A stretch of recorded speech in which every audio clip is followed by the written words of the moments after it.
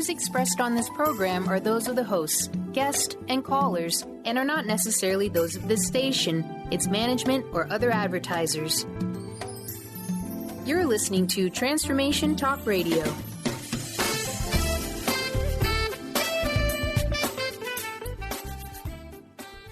Welcome to Lucid Planet Radio with Dr. Kelly Neff. This hit show will illuminate your senses and empower you beyond your daily stressors and hardships. Renowned psychologist and author Dr. Kelly will captivate you with far-reaching topics and amazing guests as you wake to the greatest version of yourself. Learn to tap into your intuitions, think critically about our world, heal emotional and psychological wounds, and follow your passions to live your dreams. Each week, you'll learn how to navigate the global shift of consciousness and explore the deeper knowledge within. Welcome home. Now here's your host, Dr. Kelly Neff. Hello, everyone. I am Dr. Kelly Neff, and you are listening to Lucid Planet Radio on Transformation Talk Radio, Starcom Radio Networks, CRN Digital Talk, and more. Now, please stay with us for the next hour and let us help you experience healing, inspiration, and knowledge, because every week we have some of the most gifted and amazing scientists, healers, speakers, and authors helping you to become the greatest version of yourself. Remember, you can find out more by visiting thelucidplanet.com, stream all of our podcasts for free via lucid-planet-radio.com, as well as iTunes, TuneIn Radio, SoundCloud, etc. And you can connect with me on Facebook and Twitter at The Lucid Planet with Dr. Kelly, as well as my weird and wonderful new Instagram account, The Lucid Planet. You can also visit the website, thelucidplanet.com, to find out how to nominate yourself or someone else for the show, and find out how to become an advertising partner to our extensive audience across over 250 AM, FM digital cable stations and 11 million homes in the U.S. Woo! Today's show is continuing on a theme that's really important to me, and kind of why I wanted to start the show is to explore the nature of life and reality and consciousness, and to really tap into the intersection of science and spirituality. And also to highlight the importance of unconditional love, which seems appropriate since it was, Valentine's Day yesterday. Happy Valentine's Day, everyone. Even though it's kind of like a corporate holiday, I think it's always important to focus on how we can bring more love into our lives, not just on Valentine's Day, but every day. And so today I am really excited to check in with Dr. Eben Alexander, who was featured in, I think, the 4th or 5th episode of Lucid Planet Radio. And today is the 80th episode. So my goodness, things have definitely been moving, and I'm very grateful for it. In case you missed that earlier show, Eben Alexander, MD, was an academic neurosurgeon for over 25 years, including 15 years at the Brigham and Women's Hospital, Children's Hospital, and Harvard Medical School in Boston. Now, in 2008, it's almost 10 years ago now, Dr. Eben Alexander's brain was severely damaged by a devastating case of bacterial meningitis, and he lapsed into a week-long coma. It was basically a certain death sentence. He was told that he was brain dead during that time, and yet he miraculously survived, and he brought back with him an astounding story, which is told in his bestseller, Proof of Heaven, A Neurosurgeon's Journey into the Afterlife. Now, during his 7 days in a coma, he was plunged into the deepest realms of consciousness and came to understand profound truths about the universe we inhabit. And what he learned also violated everything he knew about the brain and mind and consciousness, and it drove him to question some of the most fundamental assumptions of conventional science. And he has really been facing that conundrum in his worldview as the entire scientific community is starting to face it. How do we explain that consciousness is a byproduct of the brain when overwhelming evidence suggests otherwise? And so Dr. Alexander is here today to share with us his experience since his near-death experience, and also his observations about consciousness, mindfulness, healing, and love. And I am really excited to hear what he's been up to since he was last on the show. So welcome, Dr. Eben Alexander. It's great to have you back. Well, Kelly, thanks so much for having me. It's great to be back. Wonderful. So how have you been? Well, I've been doing very well. My life partner, Karen Newell, and I continue to give what we call play shops, basically meditation play shops using some of the work that she's done, that is sacred acoustics, so sounds of differential frequency sounds used for brain entrainment that are very powerful. For me, these provide a means of returning to my near-death experience and really, actively cultivating a very robust relationship with all that I discovered on that journey. And that's why I often say, you don't have to die or have a near-death experience to come to know all of this. By being a conscious being, we all have the power to go within and realize that consciousness is not created by the brain at all. But this is the way that we can then manifest health in ourselves, health in others, creativity, guidance, insight, communication with souls of departed loved ones, what have you. We have a tremendous repertoire of possible interactions with that realm of kind of the one mind of infinite consciousness. And this is what so much of our work now involves. And Karen and I are very excited because we're actually working now to finish my third book, which we think will take the world a lot further than we've been able to go through the first two books, Proof of Heaven, and then the second book was called The Map of Heaven. And really, in many ways, I think this third book will hopefully help kind of all the rest of humanity get on board with this, because it's really not about religious faith at all as much as the revolution that's coming to an understanding of consciousness and the reality, which is very liberating for the individual soul.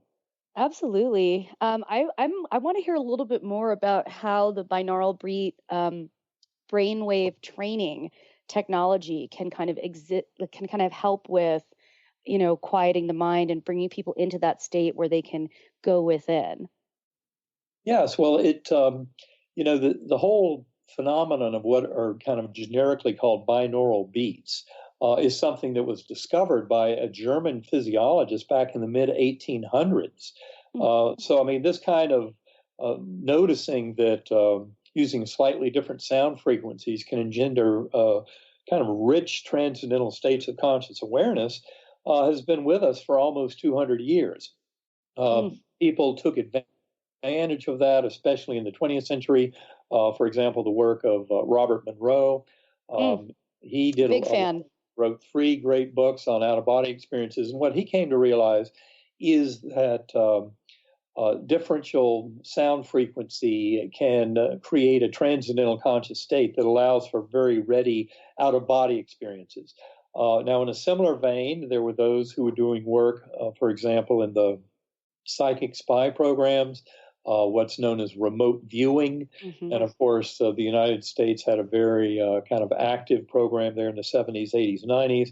Other countries similarly had active remote viewers. And what some people discovered was that differential sound frequency brain entrainment could also be used to enhance the states of remote viewers. This should be no surprise if you realize that we're just trying to come up with ways for people to basically transcend the veil, that normally separates us from that universal mind, that higher consciousness, our higher soul, through the limitations of what we would call the supreme illusion, the notion that all that exists around us, is really a mental model or construct. We never experience the external world directly.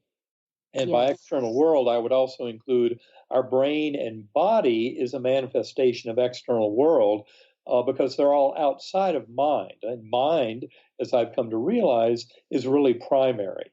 And so this is really about trying to get more in touch with that universal mind that is the origin of all of our consciousness. And we can do that by one way of doing it is to use these differential sound frequencies. So people who want to learn more should go to sacredacoustics.com. And Karen has put some very good instructional videos there that are available free of charge to people, as well as a 20-minute Om meditation. And you can try it for yourself. Listen to that Om through headphones, start going within, follow some of the directions that Karen gives in those instructional videos. I mean, essentially, I was trying to duplicate my NDE. The extraordinary thing about my NDE as a neuroscientist was the fact that as my neocortex was progressively dismantled by my severe gram-negative bacterial meningoencephalitis, I actually had a great awakening of conscious awareness to a level far beyond anything I could ever recall occurring when my brain was intact. So why was it that by destroying the information processing of the neocortex, I was actually able to liberate my conscious awareness to a much higher level? And that is something that I believe I have duplicated quite well through using differential sound frequency. Now, important to point out, I have not completely duplicated that mind-blowing ultra reality that I discussed in Proof of Heaven. That was the hallmark of my journey. And it could be that I have to wait until the next time that my brain is suitably inactivated, as it was with that meningitis, to fully experience that kind of mind-blowing level. Let's hope you don't have to go through that again, though, at the same time. Or maybe you want to. We can do it through meditation and going within, and that's the gift to everyone else. Yes. Well, I love that. And I'm very curious to hear how the scientific community is receiving this with these ideas about, obviously, like you said, the idea of using sound to create these transcendent states is not necessarily that new, but how has it been for you personally in the scientific community with this? Well, I would say there are a lot of scientists that are very awake to these possibilities and who realize that the old conventional brain creates consciousness model fails completely. There are a lot of scientists who get that.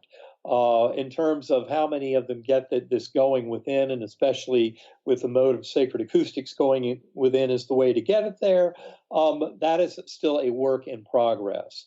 But there are a lot of people getting back to us who have had profound experiences using this kind of technology. So I think the more people who use it, the better. And this is how we'll truly discover its power in revealing the nature of underlying reality. Absolutely. And we're going to take a quick break. And when we come back here with Dr. Eben Alexander on Lucid Planet Radio, we're going to talk more about this, about what the science and also the spirituality is showing us about consciousness and how there is almost like an intersection that's starting to appear. And we can learn so much about who we are and what we're doing here and life after death and everything by really exploring the nature of consciousness. So stick with us. And when we come back, more on that.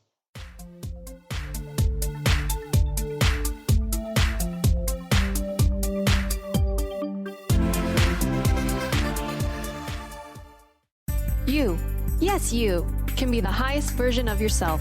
Wellness coach and natural beauty expert Dr. Agnes Frenkel is on a mission to help you play the game of your life. Win in vibrancy, health, and beauty. Because you deserve it. Dr. Agnes goes beyond the limits in her personal coaching sessions to revolutionize health and wellness. Now is the time to unleash your true power. For more information, visit dragnesfrenkel.com. Are you ready for a game changer? Sarah Westall is bringing you Business Game Changers Radio. Sarah brings you leading experts, visionaries, and newsmakers who provide the best commentary on big issues and cutting-edge innovations. Sarah's 20 years as a business executive will help you think like an entrepreneur with expertise, energy, and attitude. Tune in to Business Game Changers Mondays at noon Pacific, 3 Eastern on TransformationTalkRadio.com. When your body is awakened, your spirit comes alive. Dana Canetto is a transformational guide, embodiment coach, and spiritual mentor assisting women in realigning with their truth and embodying who they are by connecting to the wisdom of their body. Tune in every month on Transformation Talk Radio and the Dr. Pat Show Network for Body Divinity Radio with Dana Canetto. For more information on Dana and her services, visit DanaCanetto.com. That's DanaCanneto.com.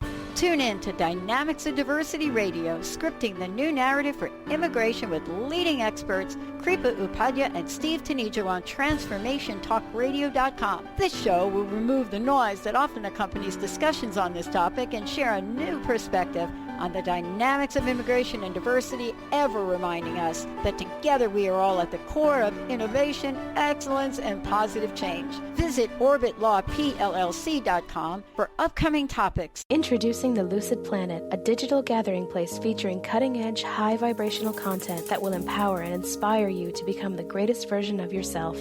Visit the Lucid Planet today to stimulate your mind, body, and soul as you connect with a global community of like-minded people. The Lucid Planet is edited by renowned psychologist and author Dr. Kelly Neff, who is here to help you cope with anxiety, connect to your higher purpose, uncover your true passions, and live your dreams. Dr. Kelly's fresh, compassionate perspective emphasizes growth, transformation, healing, and thriving. Even in the face of adversity, say goodbye to bad news and low vibrational media for good and become part of the larger collective of people working together to navigate the global shift of consciousness and transform the world from within. Join the planet, the Lucid Planet. Visit thelucidplanet.com. Welcome home.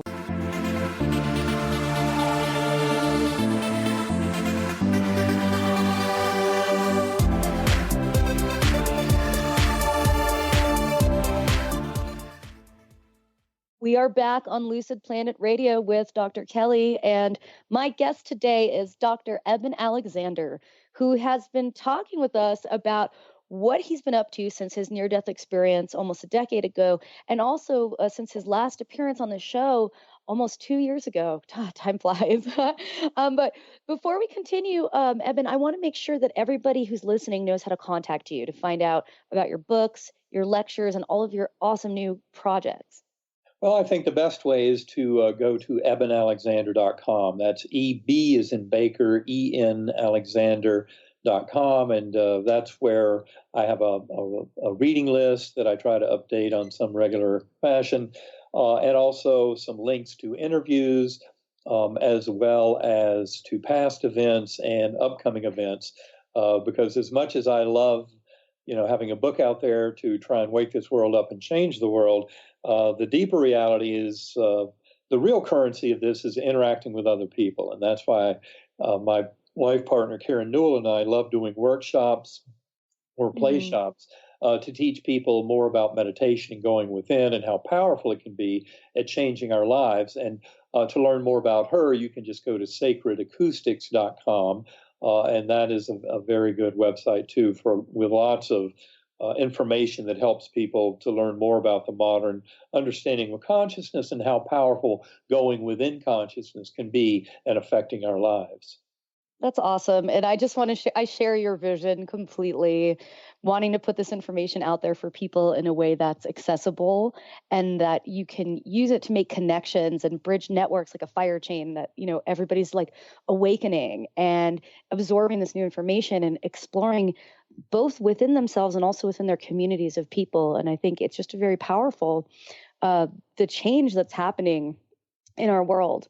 I think it's beautiful. I think this awakening is already well underway, and that is something that wasn't so clear to me, even 5 years ago. But I see more and more evidence of it as I go around the world and talk with other people about consciousness and about this awakening that's coming to us.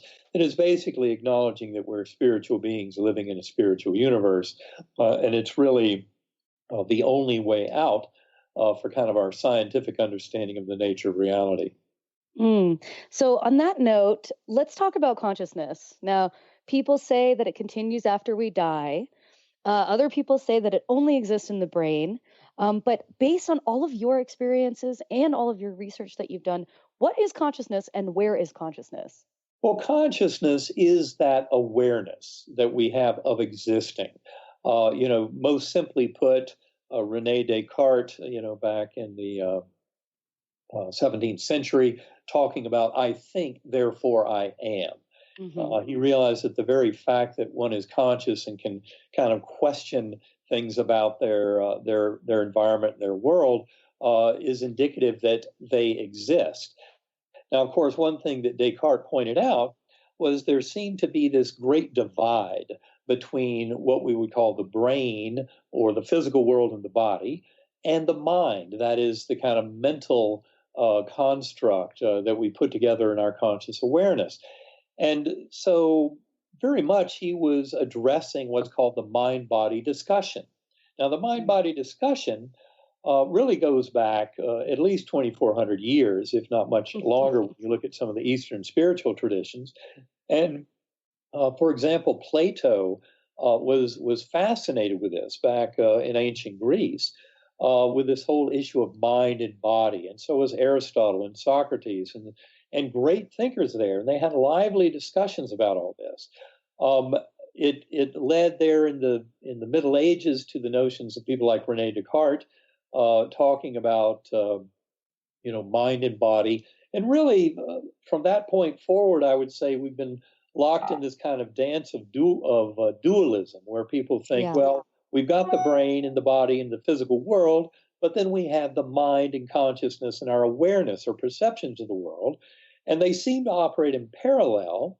But the real mystery is, how do they really relate? Now, in my training, I was trained went to Duke Medical School, graduated in 1980, had majored in chemistry at UNC Chapel Hill.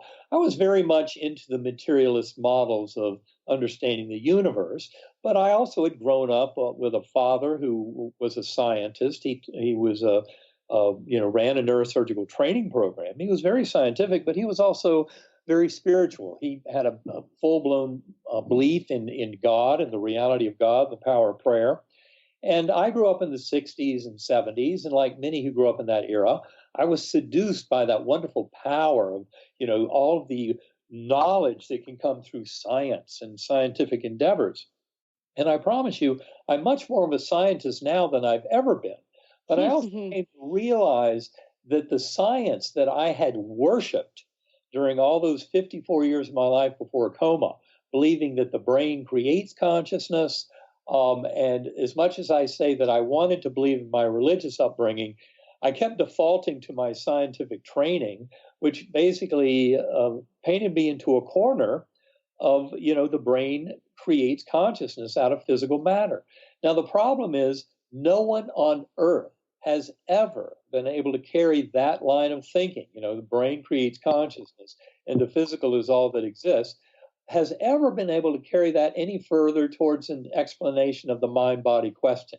As much as many people out in this world would like to think that our conventional neuroscience is on the verge of explaining how the brain creates consciousness, nothing could be further from the truth.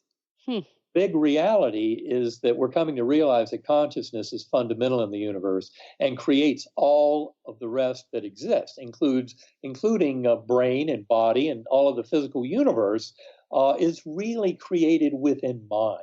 And this is kind of a shocking reversal of understanding, and yet it's the way that neuroscience and philosophy of mind is moving forward. Yes, absolutely. And even, you look at quantum physics, it seems to be supporting it even at the smallest level. It's not, whatever you're observing isn't there unless you're observing it. Right. That I think is a very important point. I would say that two of the deepest mysteries of our modern scientific and philosophical thinking are really the ones that point most directly towards the primacy of consciousness. And those two towering impasses of thought are, one is called the hard problem of consciousness, which is basically the absolute challenge to physicalist science to try and explain in any way how the physical brain could create consciousness. And the reason it's such a difficult and challenging problem is because the brain does not create consciousness at all. It's not solvable. Right. It is not soluble from within physicalist thought. Now, the other thing, as you mentioned, is the what's known as the measurement paradox in quantum physics. And from my point of view, we've gone far beyond this some simplistic little discussion of whether or not quantum mechanics applies in biological systems, which is kind of the way it was put when I was a student of all this back in the 70s and 80s. I would say that, in fact, the findings of experiments in quantum physics are simply the smoking gun that tells us absolutely without question that consciousness is primary in the universe. If you try and completely close the loop of causality within the physical realm through quantum physics, you keep running into the fact that you cannot do that. And that's where the measurement paradox is so instructive. And even though the founding fathers of quantum physics were bright enough to realize where this should be steering them, that consciousness is fundamental, I would say that the overall scientific community has had great trouble struggling with this and keeps trying to paint it all as somehow occurring within a purely physicalist picture that completely ignores the gigantic role of consciousness, of spirit, of soul, of being the director of all that is, as the brilliant British astrophysicist Sir James Jeans said in musing over the incredible mystery of quantum physics. He said that the universe begins to look much more like a great thought than a great machine, that we should herald mind as the creator and governor of this realm. And he was right on the beam. And this is where so many, especially those deeply involved in mind-body discussion and in what's known as filter theory, which is a much better way of looking at the relationship of brain and mind in terms of explaining all this. This is where it all leads. And it's to a far more exciting and robust picture of humans and the human role and purpose and meaning of our existence in this universe, far away from the simplistic little bleak nothingness that the materialist science was trying to tell us we are. This actually puts sentient consciousness, conscious beings, into a far more powerful position in terms of determining their own destiny. And not only that, but I would say the evolution of all of consciousness, as Teilhard de Chardin discussed in the mid-20th century. That is what I see our current evolution as pointing to, is this incredible awakening and understanding of consciousness and the self-aware universe for coming to a more complete understanding of itself. That is the awakening that I see happening now around this whole mind-body discussion and the evolution of our understanding of consciousness itself. Absolutely. Wow, I'm writing all these notes, and then I just started writing yes. I love that. And you're just reminding me, Dr. Alexander, how this scientific materialism can in and of itself become dogma. And it's really important to kind of push past that and to see what's on the other side, which we're going to take a quick break. And when we come back on Lucid Planet Radio, Dr. Kelly, Dr. Eben Alexander and I are going to talk about humanity's future, our kind of evolution of where we're going with our understanding of consciousness, and also talk about our soul path and our soul purpose and why are we here? Because there's insights that we can gain from this line of thinking. So stay with us, and we'll be right back after the break.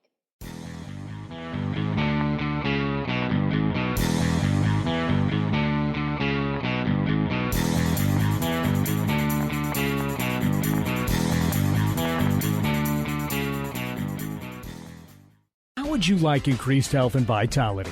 How would you like to avoid the onset of disease as well as slow the aging process? This is all possible through a simple, safe, and natural process. Every day we are either moving toward wellness or away from wellness. Hi, I'm Mary Jane Mack. I'd like to be your partner in achieving optimal health. Contact me now at maryjanemack.com or call 425-392-0659. Visit maryjanemack.com. What is a brilliant culture, and how do we create them? Why are they important? Claudette Rowley has created a breakthrough 5-step process to help you align your culture with your business strategy for exceptional results. Looking for a culture that drives organizational excellence? Listen to Cultural Brilliance Radio, the second and fourth Friday of each month at 10 a.m. Pacific and 1 p.m. Eastern on Transformation Talk Radio. To learn more or work with Claudette, visit culturalbrilliance.com. Hi, this is Carol Dorian, here to tell you about the new and improved Spiritual Diagnostics, coming to you every Tuesday at 2 p.m. starting April 25th. We will be having new amazing guests. We will have new spiritual topics for the new year. So look out for our new revamped show, Spiritual Diagnostics, Psychic Answers and Spiritual Solutions, April 25th at 2 o'clock. brand consultant Jen Morgan is here with Radically Distinct Radio to help you take control of your future and maximize your brand's power to produce results. Whether you're an individual trying to reinvent yourself and launch a new venture, or you're an executive trying to reposition your company to modernize your sales and marketing programs, Jen Morgan and the RAD method empower you to play to your strengths and show up in the world as your most powerful brand. To learn more, go to jenmorgan.com. That's Jen with 2 N's, Morgan.com, or call 206-972-5366. Introducing the Lucid Planet, a digital gathering place featuring cutting-edge, high-vibrational content that will empower and inspire you to become the greatest version of yourself. Visit the Lucid Planet today to stimulate your mind, body, and soul as you connect with a global community of like-minded people. The Lucid Planet is edited by renowned psychologist and author Dr. Kelly Neff, who is here to help you cope with anxiety, connect to your higher purpose, uncover your true passions, and live your dreams. Dr. Kelly's fresh, compassionate perspective emphasizes growth, transformation, healing, and thriving. Even in the face of adversity, say goodbye to bad news and low vibrational media for good and become part of the larger collective of people working together to navigate the global shift of consciousness and transform the world from within. Join the planet, the Lucid Planet. Visit thelucidplanet.com. Welcome home.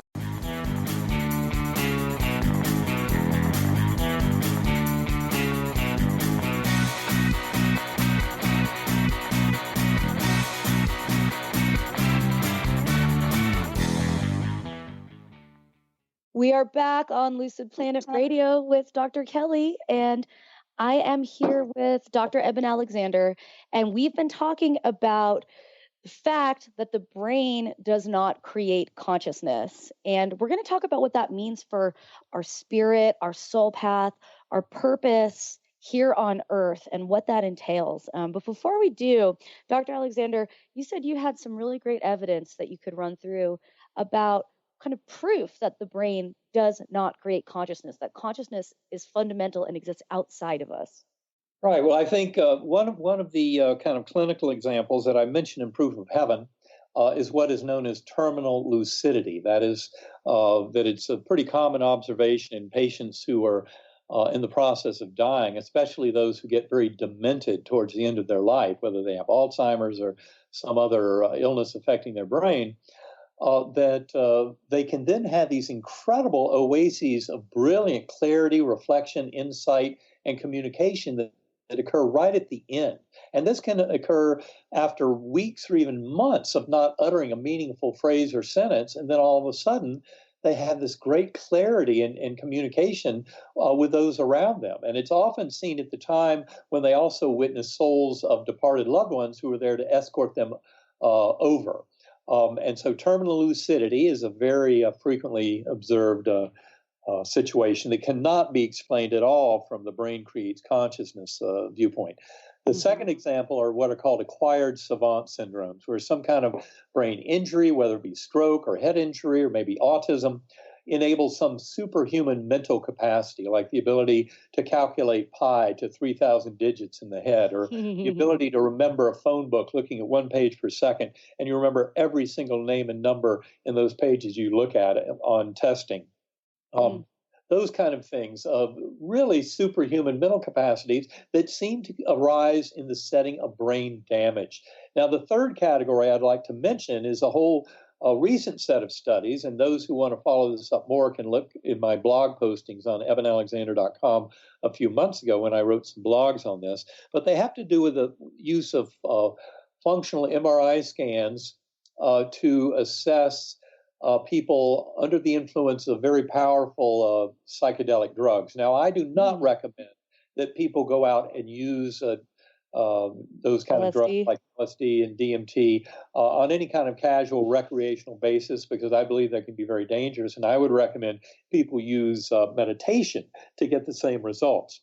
However, the shamans would agree with you, I guess, for the most part. I think it's much cleaner. You can get much better information and put it to your life's use much more effectively through meditation. But important in research, using functional MRI to assess people under the influence of those drugs, the amazing finding, and this is in several different studies from Imperial College of London and other institutes over the last 5 or 6 years, is that the people with the most profound psychedelic experiences are the ones who have the most significant shutdown of main junctional regions in their brain. So in other words, the functional MRI studies in these patients reveals that the more you can take the brain out of the way, the more robust the psychedelic experience. And that is something that fits perfectly with my own coma experience. Because to me, the big shocker was, why was it that this E. coli destroying my neocortex enabled such a robust enhancement of my conscious awareness in the form of the experience that I described in Proof of Heaven. So I think those three lines of evidence are very important to show us the physical brain is not creating consciousness at all, but it's serving more as a filter, a reducer, allowing primordial consciousness in. Well, and that almost makes you think about Elon Musk and all of these, visionaries saying there's a very high likelihood that we're living in a simulation. Because, we're just filtering through what we need. If we were to get rid of the filter, aka the simulation or the brain, however you want to put it, we would be able to experience infinite love and infinite consciousness, very similar to what you described in your book. Right. And I would say that as a conscious being, we all can do that. We all have the ability to slip through the veil and to directly connect with that universal mind, that infinite healing power of unconditional love in that realm discussed by so many who've had near-death experiences, shared-death experiences, what have you. We all can come to know that. I would say we're all death experiencers. I often say in my talks, nobody gets out of here dead. And I always say I'm in the awkward phase between life and death. It's important to point out. I mean, for example, before my coma, I never paid any attention to the reincarnation literature, and from a scientific viewpoint, I didn't even know it existed. But the reality is, for example, the Division of Perceptual Studies at the University of Virginia, currently under Jim Tucker, previously under Ian Stevenson, have more than 2,500 cases of past life memories in children where the most ready explanation is of actual reincarnation. So, this is not really a question of whether or not you want to believe in reincarnation. This is simply the scientific data around the study of the possibility of reincarnation. And it answers a lot of questions, but of course it also brings up a lot of fascinating questions about the nature of memory, which of course our modern science has not been able to pinpoint as occurring in any location in the physical brain. And that is something that is one of the strongest nails in the coffin of that false believing a brain creates consciousness, is the fact that we cannot find memory located anywhere in the brain. Likewise, any kind of seat of consciousness itself doesn't appear to exist in any one locus in the brain at all. But that's because, again, the brain is more of the reducing valve or filter that allows that consciousness in, and that also allows us to access that universal memory, that much bigger memory that I would say is part of the Akashic record or the quantum hologram, however you want to put it. So here's a question. Now, you're not afraid of dying, right? Correct. And that's because you've essentially seen what's on the other side. Well, I've seen that death is not the end. It's actually a liberation from the prison. When you realize that we're conscious in spite of our brain, getting the brain out of the way actually gives us a much grander conscious awareness. And that, of course, is what near-death experiencers have been describing for thousands of years. But it's not necessarily the way people have heard it. Those who have been there will realize that reality is much more real than this reality. This is dreamlike by comparison. We are really living in a dream that is constrained by our sensory inputs from a realm that is all within mind. That's what the Tibetan Buddhists have been saying for thousands of years. They've been a lot closer to the truth than I would say certainly materialist science has been. And so this is really our way of, I would say, uniting some of the greatest wisdom from spiritual teachings, both East and West, with the frontier science of our leading edge science today of trying to understand the mind-body connection.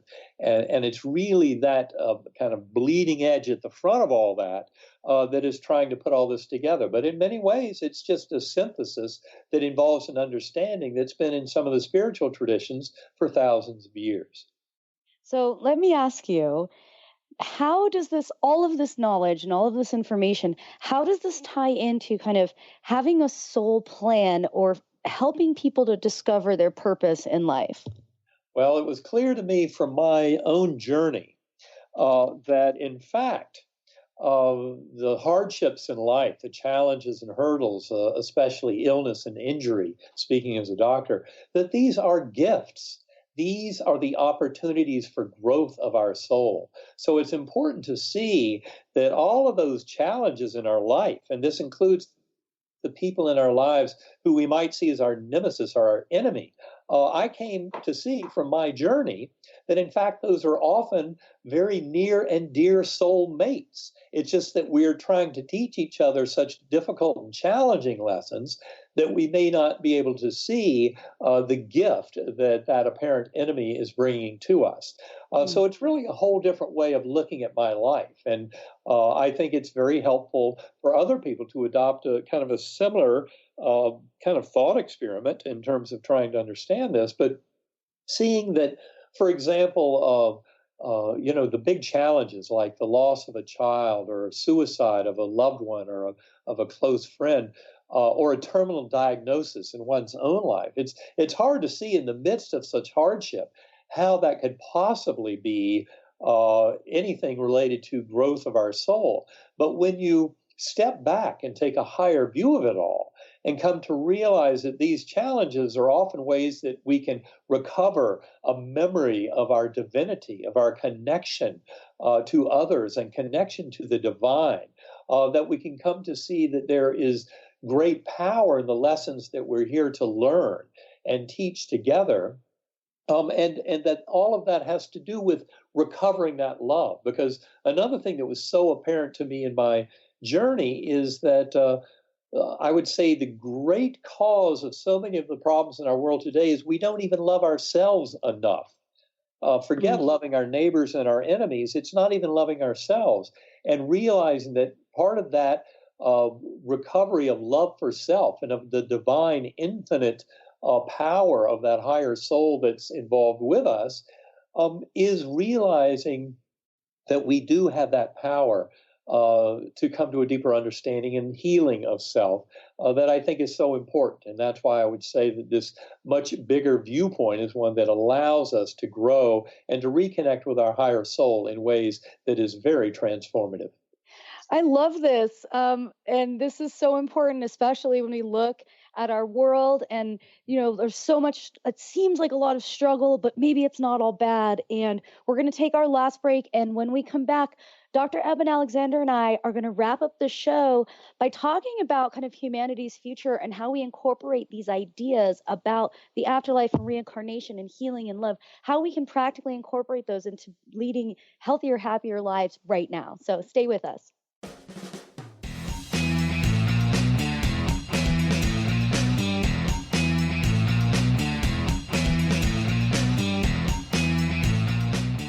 Registration is now open for the 25th Annual Women of Wisdom Conference. Join the fabulous presenters from around the country on February 16th through the 20th. If you believe in raising the feminine spirit and transforming our world, then this conference is for you. Get your tickets now. One-day and full weekend passes are available. For more information about presenters and tickets, visit womenofwisdom.org. That's womenofwisdom.org. Tune in to Lucid Planet Radio with Dr. Kelly Neff. This hit show will illuminate your senses and empower you beyond your daily stressors and hardships. Renowned psychologist and author Dr. Kelly will captivate you with far-reaching topics and amazing guests as you wake to the greatest version of yourself. Learn to tap into your intuitions, think critically about our world, heal emotional and psychological wounds, and follow your passions to live your dreams. The Lucid Planet. Welcome home. Visit lucid-planet-radio.com for more information.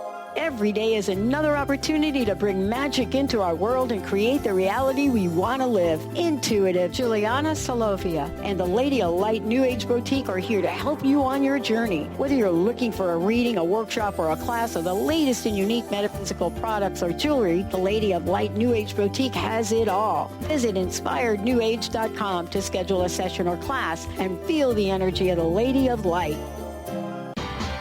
Sky Siegel co-hosts one of today's most popular psychic shows, Angels and Answers, with Artie Hoffman, as she communicates healing messages from the spirit world. These messages can be astounding, enlightening, and life-changing. Born with the God-given talent of inner guidance and the amazing ability to heal, Sky has healed thousands of people. Schedule a reading with Sky now. Call 908-500-1474 and visit skyofangels.com.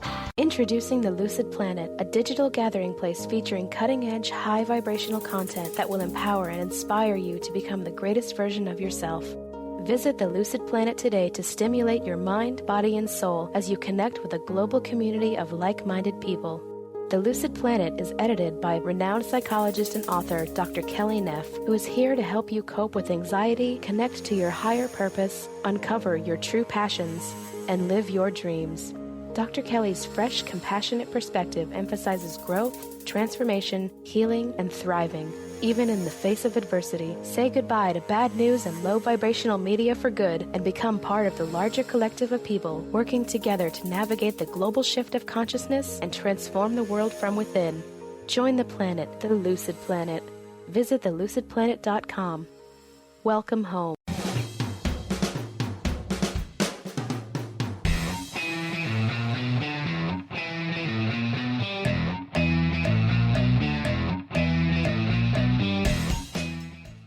Welcome back to Lucid Planet Radio with Dr. Kelly. I've been here with Dr. Eben Alexander having the most stimulating conversation about consciousness and our purpose here and kind of making sense of our reality. Dr. Alexander, when we left off, we were talking about kind of the lessons that we learn and how a lot of the hardships and a lot of the struggles are kind of these soul lessons on our soul mission. And I guess I wanted to ask you, what is your advice for people for making sense of the hardships? Especially if you look at our world, our political landscape, everybody's very upset. It feels like things are falling apart.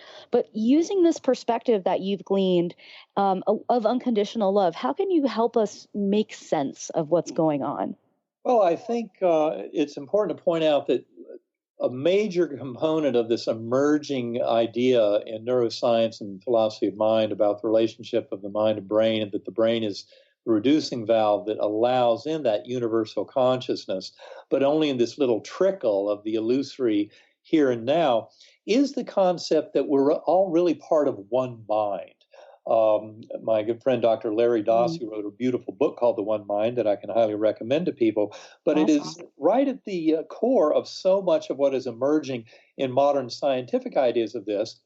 Now, part of the reality is coming to admit that things like telepathy, remote viewing, out-of-body experiences, in near-death experiences, shared-death experiences, past life memories of children indicative of reincarnation, all that kind of thing, indicate that consciousness, of course, is much bigger than anything that would fit into, one person's brain, and that it's also very interconnected.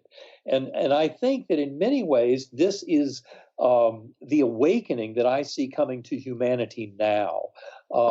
Really, over the next decade or so, I think we're going to make tremendous progress along these lines, to the point where I would imagine within 10 years, no self-respecting kind of scientific thinking person on Earth will still believe that we are birth to death and nothing more, that our existence, our awareness comes to an end with the death of the physical body, etc.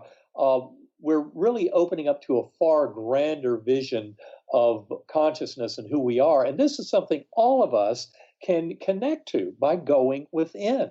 We were told over centuries, the answers lie within us all. Well, they do. And it's important to point out here that we are not just our thoughts, just our daily existence of who we are in this body living this life. We are far grander than that. And this is why I highly recommend a practice of going within to everybody. I try and meditate an hour or two a day. I've been doing that for the last 8 years. It's absolutely essential to any kind of healing, creativity, insight, guidance, connecting with those who have left the physical plane, etc. But it's very much a part of living that grander being that we are, of connecting in this lifetime with our higher soul. So in essence, doing the work that near-death experiencers get to do through their near-death experience, but all of us can do that as a sentient being. And it's by going within. Do you think we came back into these bodies to help liberate ourselves and others from that feeling of division? Well, I would say that's been what the evolution of consciousness has been working towards for all of human history.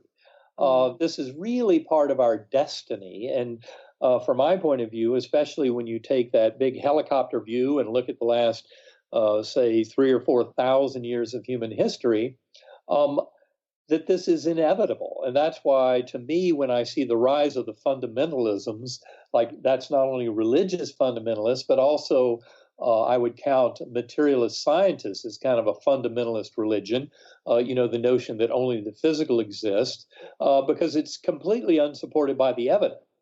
The evidence supports a far grander world where consciousness is fundamental and is not at all reducible to something that's just the product of the chemical reactions going on in the brain.